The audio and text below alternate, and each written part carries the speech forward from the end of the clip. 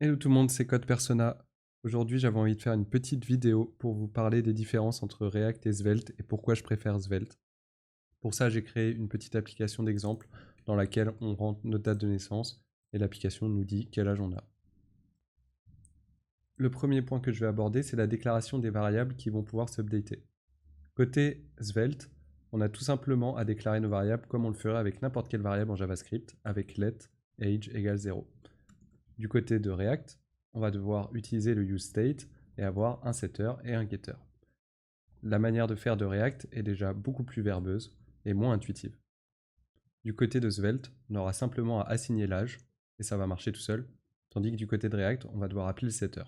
Donc ça, c'est lié au fait que React utilise un virtual DOM, tandis que Svelte est un langage compilé qui va créer notre JS. Pour ce qui est de binder l'input avec la variable year, du côté de Svelte, ça va être très simple. On va avoir une syntaxe bind.value year. Et à partir de là, si on change year dans l'input, ça va changer notre variable year ici, et vice versa.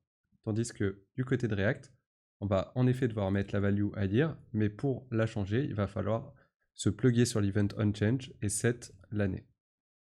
Ensuite, un autre détail que je trouve important, Svelte va nous permettre de faire des if avec sa propre syntaxe pour afficher. C'est-à-dire qu'ici, si on a un âge, si la valeur de age est true, on va pouvoir afficher ça. Tandis que avec React, on va devoir utiliser la syntaxe du JavaScript pour le faire, que je trouve beaucoup moins claire. Toujours lié à ça, imaginons qu'on ait un tableau. Avec Svelte, ça va être très simple pour l'afficher, parce qu'on va avoir un bloc each. Et on va pouvoir afficher notre tableau comme ça, grâce au bloc each, de la même manière qu'avec un bloc if. Pareil, ça donne une syntaxe très intuitive et il n'y a pas besoin de key comme pour React. Voyons maintenant comment on peut faire pour React. Ici, on va devoir utiliser la syntaxe du JavaScript, encore une fois, en faisant un map. Encore une fois, je trouve ça beaucoup moins clair, et la manière de Svelte de faire est plus lisible et plus intuitive. Utiliser une syntaxe de JavaScript dans React, c'est normal, c'est pour ça que ça s'appelle du JSX, mais en même temps, je trouve ça pas très agréable à utiliser en tant que développeur, et surtout pas très clair. Pour finir, j'aimerais parler de la réactivité des variables. Imaginons qu'on veuille afficher l'âge x2 de la personne qui rentre son âge. Dans Svelte, ça va être extrêmement rapide. Simplement en faisant cette syntaxe, je vais pouvoir afficher l'âge x2. Si on teste, on va enlever l'arrêt qui nous dérange.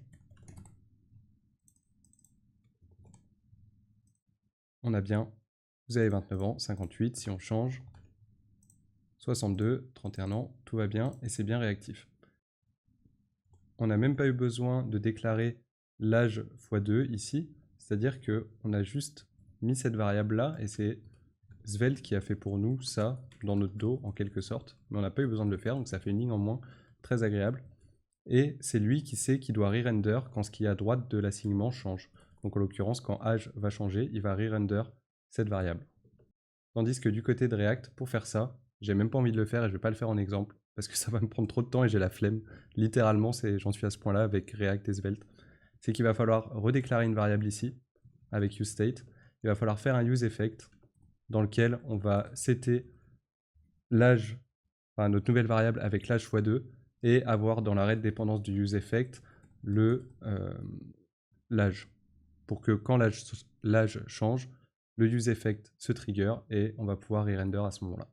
J'ai même pas envie de le faire, c'est trop long, mais j'aurais pu le faire en le disant, c'est pas grave. Donc voilà, c'est à peu près tout pour cette petite vidéo. Je voulais pas montrer 10 000 exemples, c'est vraiment des exemples très simples, très basiques. Mais pour moi, c'est des différences qui, à force de s'accumuler, font que c'est beaucoup plus agréable de travailler avec Svelte sur le long terme. Je vous remercie d'avoir regardé et je vous dis à bientôt pour une prochaine vidéo sur Svelte. Ciao!